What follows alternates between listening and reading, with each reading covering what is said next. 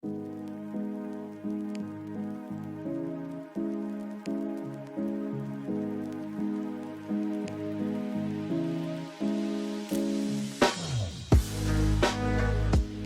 everybody, I hope you guys are all healthy and safe. So this is the OnePlus 8T. I've been using it on and off for the past 2 weeks and the last 4 days as my daily driver. So this is my full review of the phone. So I've always been a fan of OnePlus phones in the past because they were noticeably faster and zippier than just about every other phone on the market. Like if you go back to like 2017 or 2018 and you pick up a OnePlus 3 or OnePlus 5, and compared to that year's Samsung Galaxy, the OnePlus 3 or 5 would be noticeably faster. Like animation just zipped around a little bit faster and the phone just launched apps quicker. So OnePlus did that by using more RAM than everybody. They were the brand that kept pushing for more and more RAM. They were on 6 gigs when everyone else was on 4, and they jumped to 8 when everyone else was on 6.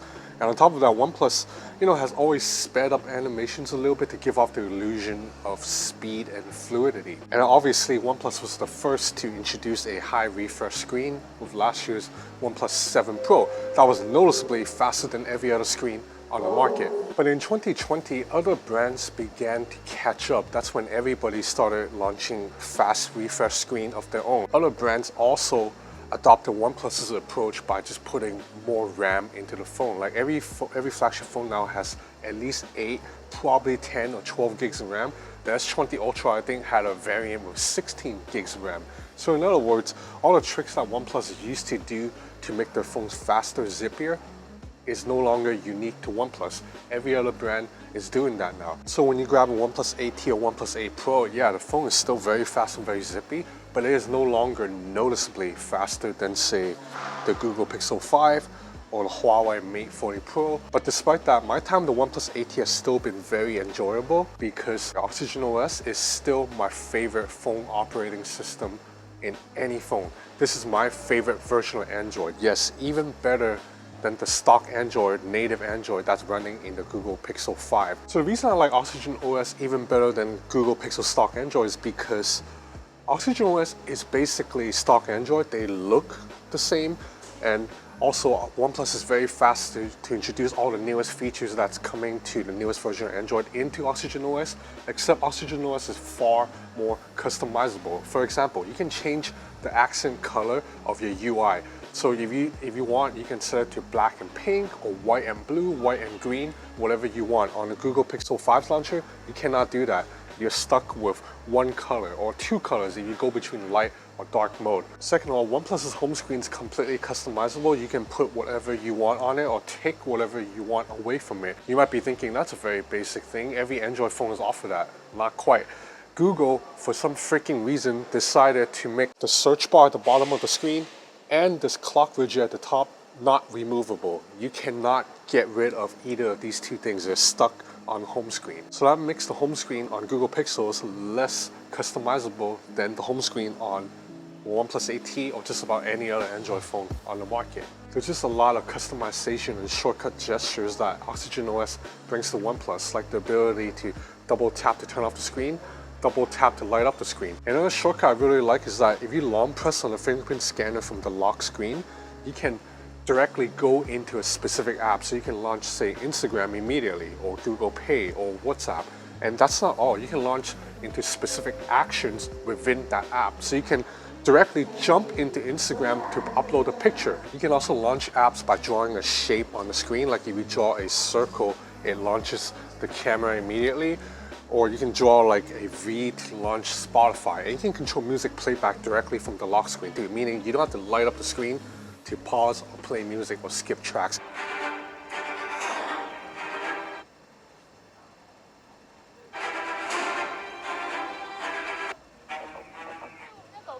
狗哥哥跟大家打声招呼，狗哥哥，哎哎哎。So just in terms of software ease of use, OxygenOS is still king. The only nitpick I have of OxygenOS is it still does not have a one-hand mode. So you may think it's weird that I started the review by focusing on software instead of talking about the hardware. Well, that's because the OnePlus 8T doesn't bring a lot new in terms of hardware. In fact, this phone is very, very similar to the standard OnePlus 8, which was launched like 5 or 6 months ago. You have the exact same chipset, Snapdragon 865. you have the exact same main camera. It's a 48 megapixel Sony IMX sensor. And you have the exact same ultra wide angle camera, a 16 megapixel ultra wide lens. The screen has been upgraded a little bit. You now have a 120 Hz panel here instead of the 90 Hz panel on the OnePlus 8. But to be honest, even a 90 Hz panel was super smooth. But of course, you take 120 when you get it. And animations on this phone just look super zippy, tip top. But like I said, the gap now between the OnePlus 8T's fluidity and maybe the fluidity in a Huawei Mate 40 Pro, it's small. Whereas a couple years ago, it was like this. There's also two more cameras down below. It's a 5 megapixel macro lens that gets the job done, but nothing to write home about, and a 2 megapixel monochrome sensor, which improves black and white photos by a little bit. Both of the cameras on here are quite good. You know, they're not the best in the industry. A Google Pixel 5 will take pictures with slightly better dynamic range and more pleasing colors, to my eyes at least. The iPhone 12 will shoot better videos, and the Huawei Mate 40 Pro will be better in low light performance and in zooming capabilities. But still, within a vacuum, if just looking at photos captured by the OnePlus 8T, you're still going to be very pleased. Dynamic range is still quite good, even if not the best. The ultra wide angle camera is also very aesthetically pleasing during the day because you have a really wide field of vision, but at night you have to use night mode. If you don't use night mode, photo quality drops off a cliff because the image sensor in the ultra wide is just not that large. Now, as for the main camera, even at night you're still getting a respectable shot even with or without night mode. The camera system of the OnePlus 8T is pretty damn good. It's just not the greatest, and it's also not much of an improvement over the OnePlus 8.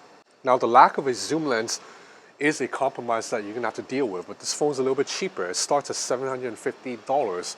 For $750, you're getting a 120 Hz panel, you know, Gorilla Glass back, aluminum rails, UFS 3.1 storage, and Snapdragon 865. These are all tip-top components. Now, the 4,500 mAh battery in here is really good and it will last you an entire day. But if you need to charge, you don't have to worry because the OnePlus 8T comes with a 65-watt charging brick. OnePlus calls it Warp Charge.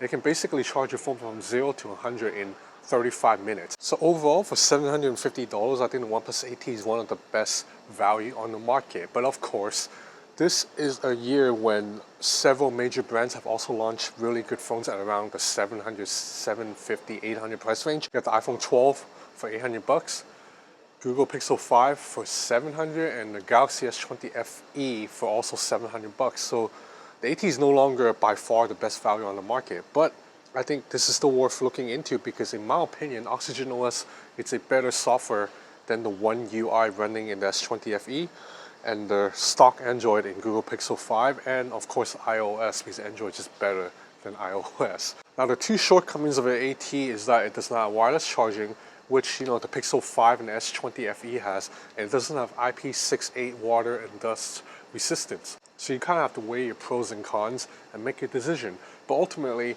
we have a lot of good options this year at a $700, $800 price range. But the 8T is a top contender, mainly because of that software and the screen. So anyway, that's about it for this review. I have a lot more content coming up in the next couple of days, so if you're interested, please subscribe to my channel or follow me on Instagram at Ben's Gadget Reviews. That's it for now. Thanks for watching.